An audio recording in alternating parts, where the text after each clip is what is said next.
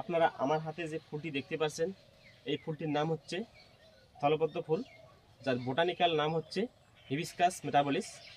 এই ফুল তার রূপ এবং গুণের জন্য আমাদের মনকে আপ্লুত করে রাখে, যার জন্য আমরা শোভাবর্ধন গাছ হিসেবে উদ্যানে এবং বাড়িতে লাগিয়ে থাকি।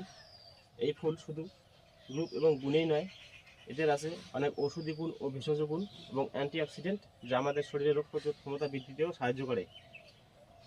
এই স্থলপদ্ম ফুল এবং পাতা পেস্ট করে সকালে এবং বিকেলে আধা কাপ করে সেবন করলে মেয়েদের অনিয়মিত ঋতুচক্র বা শ্বেতপ্রদাহ ভালো হতে সাহায্য করে।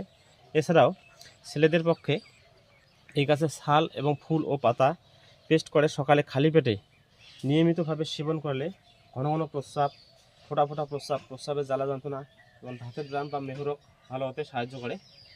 তাছাড়াও রয়েছে প্রচুর পরিমাণে অ্যান্টিঅক্সিডেন্ট, যা আমাদের শরীরের রোগ প্রতিরোধ ক্ষমতা বৃদ্ধিতে সাহায্য করে। তাছাড়াও এই স্থলপদ্ম ফুলের রস সকালে হাফ কাপ করে নিয়মিত সেবন করলে মস্তিষ্ক ঠান্ডা থাকে এবং মন শিথিলতা থাকে।